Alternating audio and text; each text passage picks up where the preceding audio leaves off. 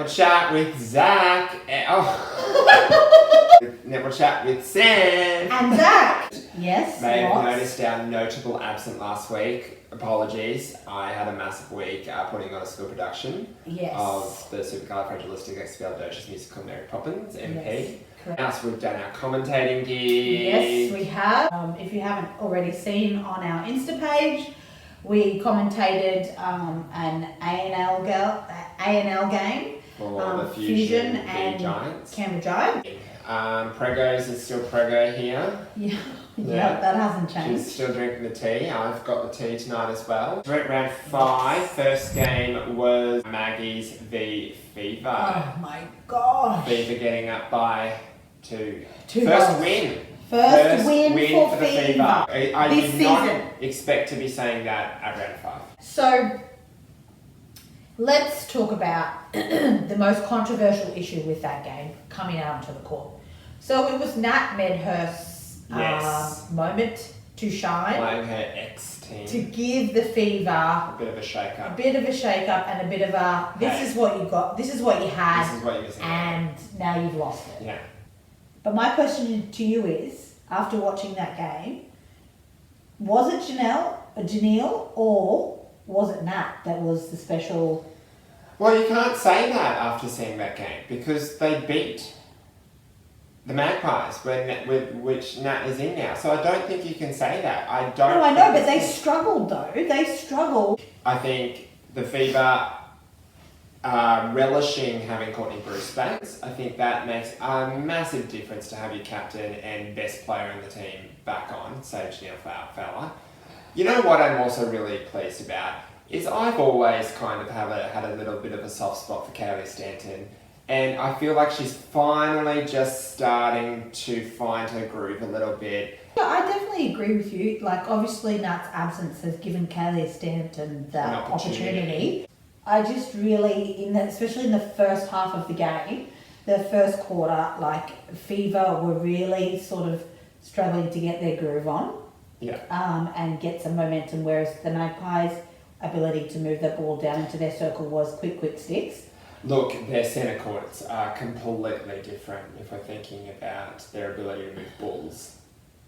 Yeah, I suppose that's true because, Ash Brazel and April Ranley were, once again, a very strong wall to get past. So what was the difference? Why didn't Collingwood get over the line then? I think in the end it was probably just, it came down to, I'm just totally contradicting myself here because I'm going to say Janelle's bloody shots. Getting the shots in.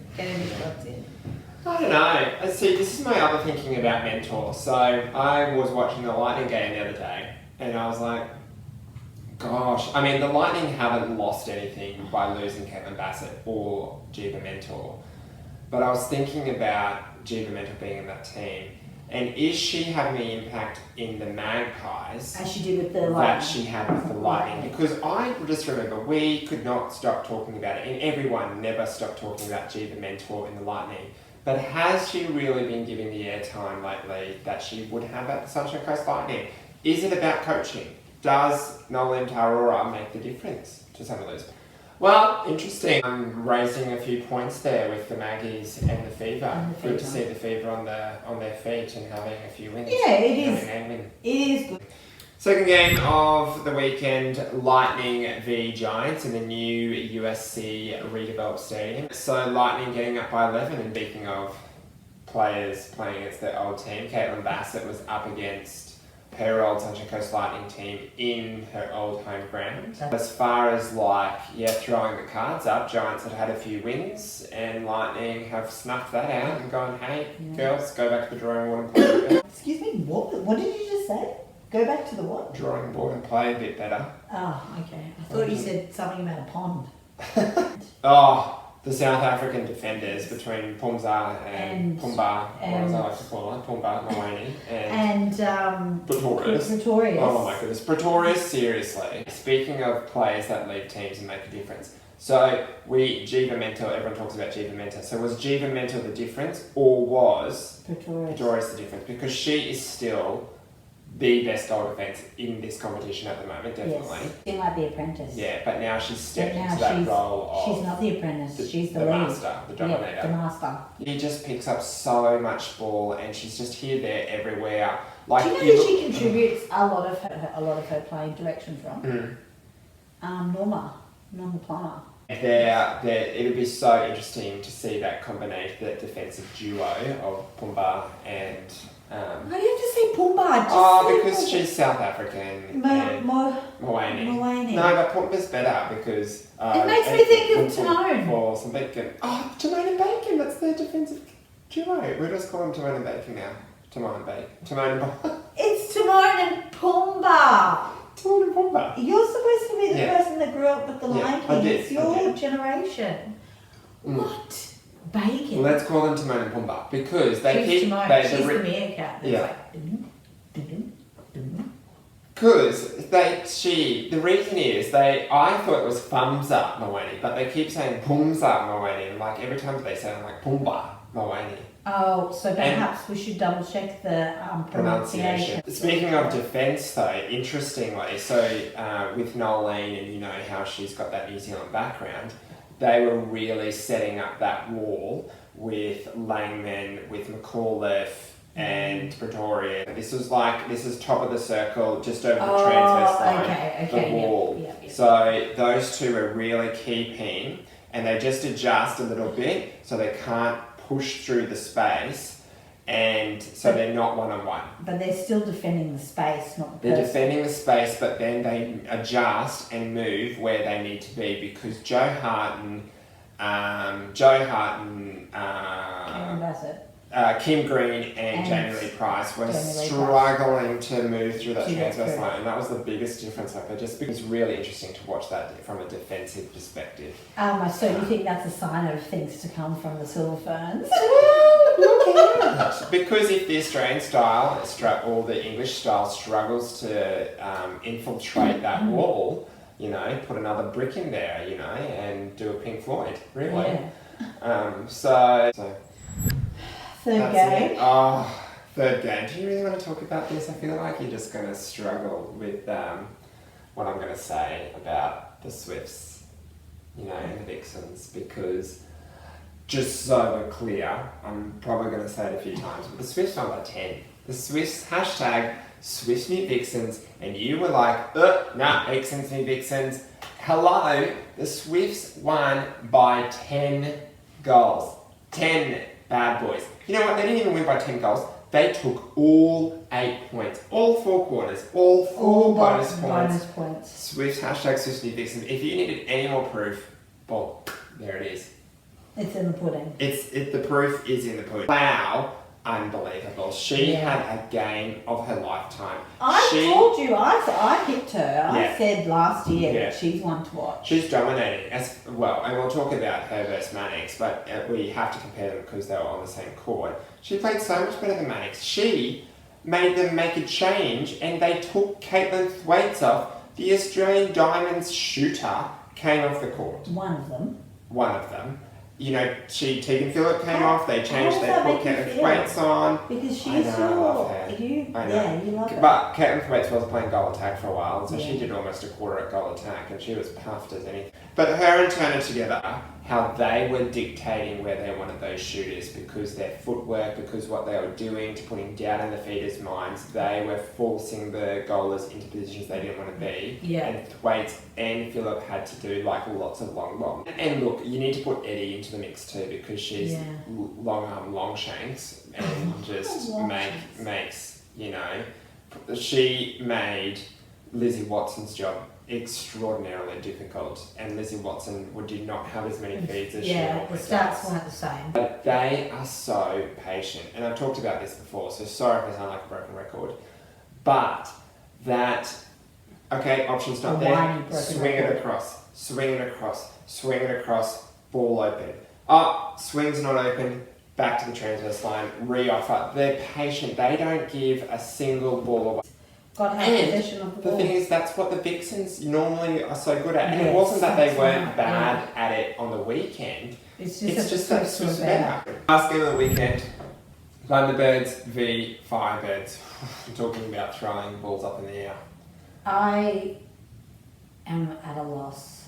No, No, I'm not at a loss. I'm No, not at a no. loss. Thunderbirds. Let's have a look at some positives. Yes. We need to talk about Greta for a little bit. She We do need is to talk about the first Australian shooter to score 100 goals in a row. Yeah. So over the course of a couple of games, she has consistently been at 100% and scored 100 goals in a row. Now that is unbelievable. No other Australian shooter has done it. Not Caitlin Bassett, not Caitlin Thwaites, not anyone else. Exactly. Like remember last year. And haters be haters. There are a lot of people out there in the netball community who do not like Gretel Tippett's shooting style. And well, I'm sorry, it's too bad. Eat your pudding. This is the new era of netball. And Gretel Tippett has taken our game to another level, and she is amazing, and she deserves all the accolades that she is getting at the moment and all the attention that she's been getting because she has worked goddamn hard to get there. So, well done, Gretz. We just love you. We love you. This was the game where you had to step up for your team because and Romelda was out. First time Romelda's been out in donkeys ever. Don't think she's ever missed a game with the Firebirds, but probably back in 1995 or something. She wasn't here then. They were missing her. They were missing Jenna. And then Mahalia Cassidy went down with an injury. The team was crying. For them to only lose by 3, like Gabby and Gretel, they had to step up. Gabby stepped up, Gretel stepped up. Yeah. What about what's happening in the shooting circle? So Amy Somerville started. And she's the shooter that pops the shot up and ice comes down. It's so high, it goes up. But generally fairly consistent, but they only had her on for the first quarter. But she was just struggling with Shamira Sterling. So who came on for the Firebirds? Dum Dum Dum, your old favourite, who used to play for the Thunderbirds, POS, back at Priceline Stadium, not playing for the Thunderbirds. Abigail. Latu Mifa. You might not have recognised her though. Yes, because she got a haircut. When she first came on, she was always playing like a defensive goal shooter role to give, to make room for Gretel.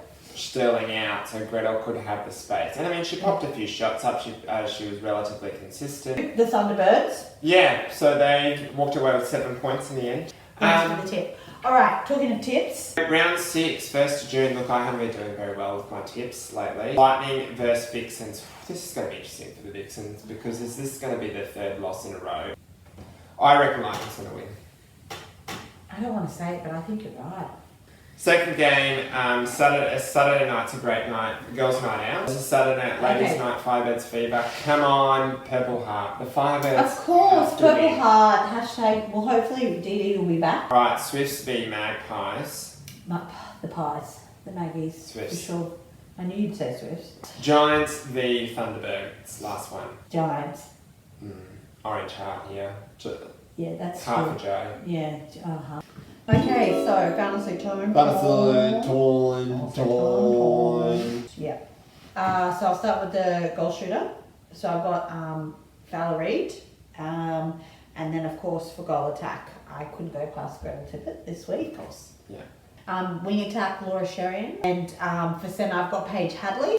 Okay, so I've gone with Gabby Simpson for wing defence, and Pretorius in goal defence, and goalkeeper. Shamira. Chimney. Yeah, I've actually chosen her quite a few times already this season. My team of the week, goal shooter, I went with Peace. Goal attack, Gretel Tippett, hard to go past with the 100 goals, good on. Wing attack, Maddie Proud. And then her combo with centre, Paige Hadley. Who also got the most points. Yeah, isn't it points? Net points for centre this week. Wing defence, I went with Maddie McAuliffe this week. Goal defence, Carla Pretorius. And goalkeeper, I went with Sarah Clown. So, let's talk about the Aussie Diamonds, because that's being announced on Thursday. Shine bright like a diamond. Shine bright like a diamond. Shine bright like a diamond. Beautiful like diamonds in the sky. Alright, let's start at the shooting end. So, I think Bassett and Thwaites are going to be there. They're stalwarts. They've been there. They've shown themselves worthy. Then I think Tippett has essentially shown her worth. She has essentially walked onto the squad. So then I guess it's the full spot, and really that's been Steph Wood's spot lately, hasn't it? Yeah, but Tegan Phillip has also been part of the Diamonds shooting combination. Yeah. So I guess, the question is, has Steph Wood done enough to get in the squad? I mean, she's still it's a between general. the two redheads. But Steph is still a general on the court. She still shows her worth quite consistently. I can't see them going past Steph Wood. Okay. I personally would like to see Steph Wood there because I am also a fan of her. She's also from Brisbane. Okay, mid-quarters. I'm getting... Lizzie Watson, she'll be there. If you were to look holistically at how she's gone this season, consistently, she is definitely the strongest wing attack. You can have a look at those miss and net points to back it up. Kelsey Brown. What about Kelsey Brown? Well, Kelsey Brown's name has been thrown into the ring. Yeah. I think they need someone like Kelsey Brown because she has that speed that no one else can, and she's hardened up in the last few years. So who's the starting centre? Paige Hadley, and she has proven herself at centre. She played outstandingly. What about Kate Maloney? No, I would say Kate Maloney's going to be in centre. So, you haven't given me a wing defence yet, and so you've just said 4 diamond But I'm just tossing it out there for the conversation. Oh, okay. I definitely think that it's going to be hard between Paige Hadley and Kelsey Brown. I think that Liz Watson... I wrote both these names down too, so I'm actually just being facetious. Yeah, I think that Liz Watson's in, but it's going to be a close call between Kelsey Brown and Paige Hadley. But it would be disappointing, given Paige Hadley's performance so far this season, for her also not to be able to get the LA Guernsey. You know what? You haven't even put Kimmy Rav in this conversation. Well, that is what's sitting in my that's my next play. Laura Sherry, she's also been in some names that have been thrown around. And then wing defence. Like, Gabby Simpson's been a stalwart, but we've talked about Ash Brazel so much this season. She's not going to... No. I love Ash Brazel, but she's not going to get over Gabby. You know who we haven't even given a mention to? Is the likes of Jamie Lee Price. Oh, yeah. She could be up for wing defence. Shoot, this is too hard. Okay, and then defenders. Bruce, Bramley and Weston, you have to say. Bramley, Weston. Yeah. And you know I'm a fan of Mannix. But then Sarah Clow has been playing incredibly. Yeah, I knew you were going to say Clow as well. Look, I'm sorry, but Clow's not going to make the cut unless Mannix has a full figure again. We need to come to an agreement here. So the 12 we're going with, the Bassett, Thwaites, Wood, Tippett. Yes. I'm going to say... Watson, centre court. Yes, I'm going to say Watson. I'm going to say Hadley. I agree with Hadley. And I'm going to say Brown. I'm going to say Maloney's missing out. So make a decision about the centre court. Okay, so I'm going to say Watson, Hadley, Brown and Simpson. Okay, I'll go with that. I'm happy with that. So that's our 4 mid-quarters. And then our 4 defenders, Weston, Brownlee, Bruce. And Mannix. I want to go with Clow. It's not going to happen. I'm going to go Mannix as well. Okay, here's our top 12. Here's our diamond squad. Sam and Zach's. Bassett, Thwaites, Wood, Tippett, Hadley, Watson, Brown, Simpson, Weston, Brandley, Bruce, Mannix. Okay. So big losses I feel are Sarah Clow. Big losses are Brazel and Price. And I think the other big loss is Maloney, and your big loss is Kimmy Rav. But there's our top 12, and we'll see on Thursday / you'll see when you watch who the diamonds are. Who they announce. On the Today Show, announced on Thursday morning. Right. So get excited. Oh, it's going to be... Actually, it's slow stuff. Yeah, it is. It's going to be... Nobody. And we'll stop digressing soon, but it's probably unlikely. Yeah. We'll catch you next week after a netball chat with Sam and Zach. See ya. Get out. Get outside. On the deck. No, not there. Go out to the deck.